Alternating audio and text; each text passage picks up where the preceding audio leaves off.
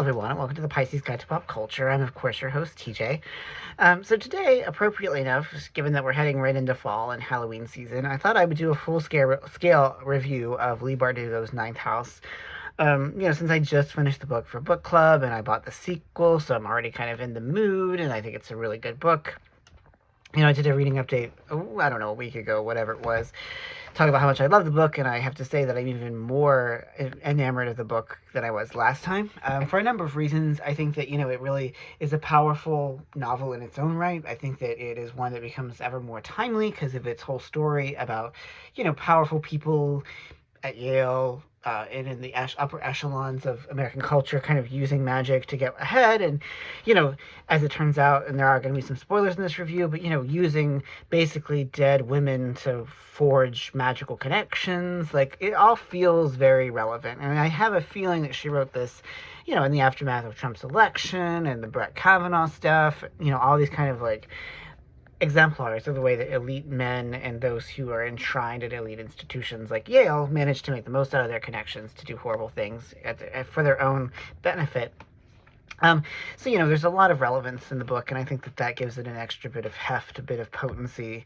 But it's also just a damn good story. Like, that's what really surprised me. Some of my folks at the book club didn't like its deliberate pacing, but for me, I was like, this is what builds the atmosphere. This is what allows us to understand these characters. I mean, most of what we get is from Alex's point of view, of course. I think that Alex is a compelling heroine. She has a really gripping and tragic backstory, and I think this novel does a really good job of showing the extent to which trauma can really derail your life and send you down a dark path that you that you certainly wouldn't have chosen for yourself. And of course, all the fact that this is her sort of the foreclosure of her choices is engendered by her ability to see ghosts. Obviously something that most people in our world wouldn't be able to understand, gives it an extra layer of tragedy. But say what you will about Alex, she endures a whole lot in this book. She is, nevertheless, one of the most redoubtable and formidable heroines in recent fantasy that I've read. And I think that it's really important, that we celebrate young women in the context of fantasy, given the extent to which, in the real world, it can be very difficult and challenging to be a young woman.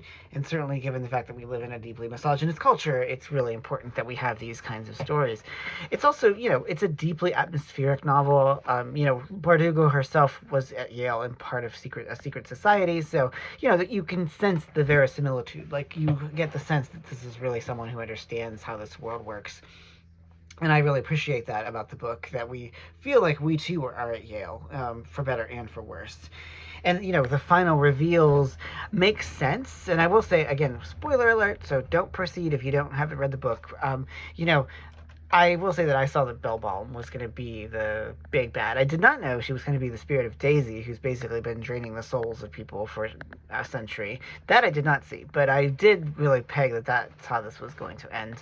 But I thought it was a very effective reveal. I felt that, the twists and turns that the story takes are justified and very, you can see them come. Once they happen, you say, oh yes, that makes sense. I really love a good twist. I love moments in the narrative that reshape how we think of things, and I particularly love them when they're expected, when they're built into the narrative so they don't just come out of nowhere, because there's really something very dissatisfying about a twist that just seems to become because it's convenient for the plot.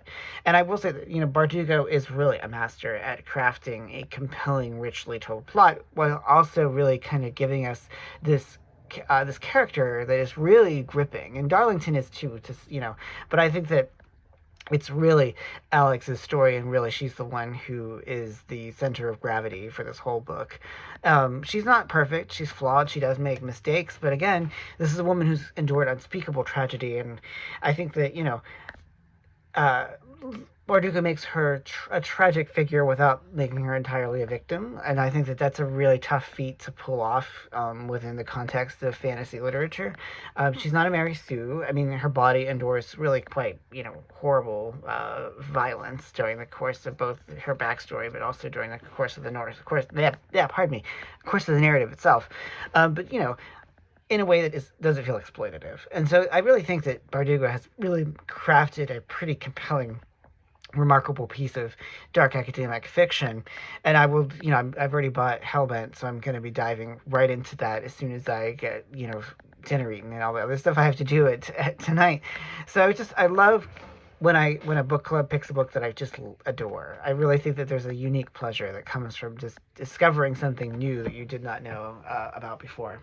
So that is my sort of spiel. It does get the Pisces Guide to Pop Culture seal of approval. We all know that all the publishing houses are scrambling to get that approval, so it definitely gets it.